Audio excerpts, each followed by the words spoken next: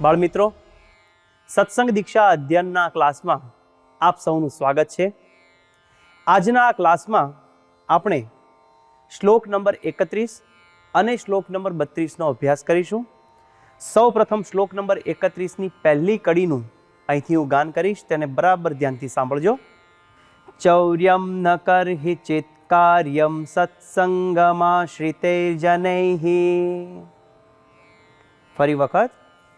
ચૌર્યમ ન કરહિ ચિત કાર્યમ સત્સંગમાશ્રિતૈર્જનૈઃ.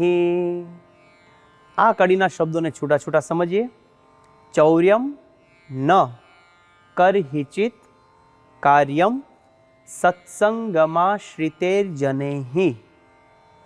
છેલ્લો શબ્દ છે સત્સંગમાશ્રિતૈર્જનૈઃ. તેમાં ત્રણ શબ્દો સમાયેલા છે: સત્સંગમ, આશ્રિતૈઃ અને જનૈઃ. આ ત્રણ શબ્દો ભેગા થઈ અને તેને આ રીતે બોલાય છે: સત્સંગમાશ્રિતૈર્જનૈઃ. સત્સંગમાશ્રિતૈર્જનૈઃ. ફરીવાર આખી કડીનું 2 વખત આપણે ગાન કરીએ. સમૂહમાં તમે મારી સાથે ગાજો.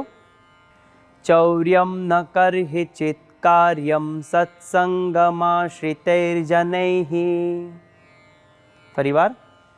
ચૌર્યમ ન કરહિ ચિત કાર્યમ સત્સંગમાશ્રિતૈર્જનૈઃ. હવે આ શ્લોકની બીજી કડી આપણે જોઈએ. બરાબર ધ્યાનથી તેને સાંભળજો.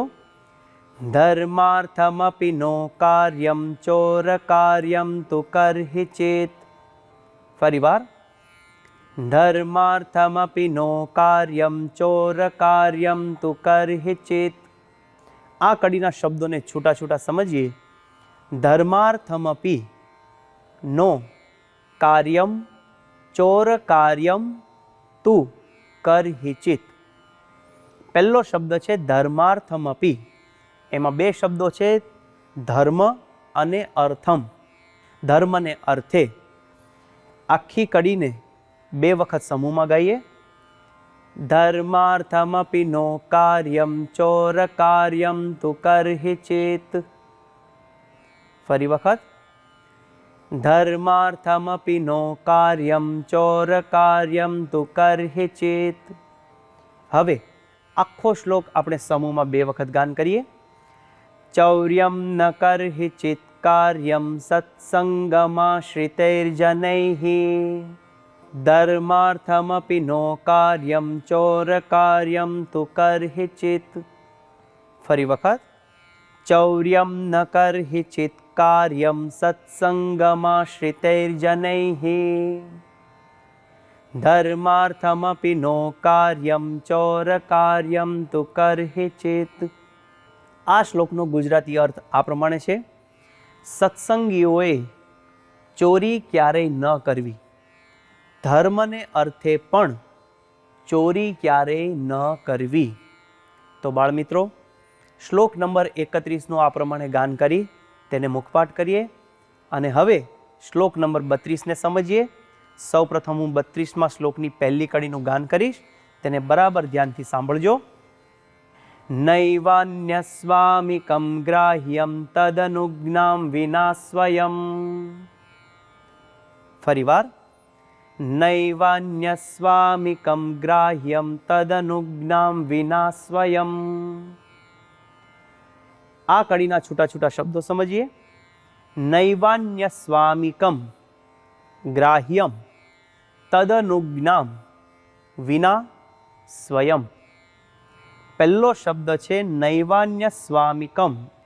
આખો શબ્દ છે તેને છૂટો પાડીએ તો તેમાં ન, એવ, અન્ય, સ્વામિકમ આવા 4 શબ્દો છૂટા છૂટા છે.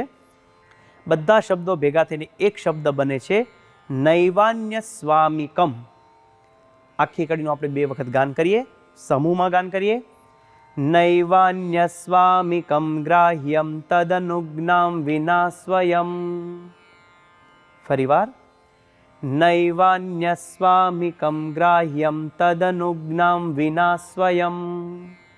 હવે શ્લોકની બીજી કડીને જોઈએ. સૌ પ્રથમ તેને ધ્યાનથી સાંભળજો. પુષ્પફલાદ્યપિ વસ્તુ સૂક્ષ્મચૌર્યમ તદુચ્યતે.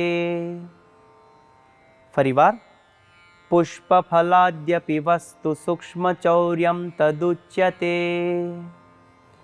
આ કડીના છૂટા છૂટા શબ્દો સમજીએ. પુષ્પફલાદ્યપિ આ એક શબ્દ છે, ત્યારબાદ વસ્તુ સૂક્ષ્મચૌર્યમ તદુચ્યતે. પહેલો શબ્દ છે પુષ્પફલાદ્યપિ, એટલે કે એમાં શબ્દો છૂટા છૂટા છે. પુષ્પ, ફલ અને આદિ, આ ત્રણ શબ્દો ભેગા છે, તેને આ રીતે બોલાય છે પુષ્પફલાદ્યપિ. આખી કડીનું 2 વખત સમૂહમાં ગાન કરીએ. પુષ્પફલાદ્યપિ વસ્તુ સૂક્ષ્મચૌર્યમ તદુચ્યતે. ફરીવાર, પુષ્પફલાદ્યપિ વસ્તુ સૂક્ષ્મચૌર્યમ તદુચ્યતે. હવે આખા શ્લોકનું સમૂહમાં 2 વાર ગાન કરીએ. નૈવાન્યસ્વામિકમ ગ્રાહ્યમ તદનુજ્ઞામ વિના સ્વયં. પુષ્પફલાદ્યપિ વસ્તુ સૂક્ષ્મચૌર્યમ તદુચ્યતે. ફરીવાર, નૈવાન્યસ્વામિકમ ગ્રાહ્યમ તદનુજ્ઞામ વિના સ્વયં. પુષ્પફલાદ્યપિ વસ્તુ સૂક્ષ્મચૌર્યમ તદુચ્યતે. આ શ્લોકનો ગુજરાતી અર્થ આ પ્રમાણે છે. પુષ્પ, ફળો જેવી વસ્તુ પણ તેના ધણીની પરવાનગી વગર ન લેવી. પરવાનગી વગર લેવું તે સૂક્ષ્મ ચોરી કહેવાય છે. તો બાળમિત્રો, શ્લોક નંબર 31 અને 32નો આ પ્રમાણે ગાન કરી મુખપાઠ કરીએ અને મિશન રાજીપો લેવા તત્પર રહીએ. આવતા ક્લાસ સુધી સર્વને જય સ્વામિનારાયણ.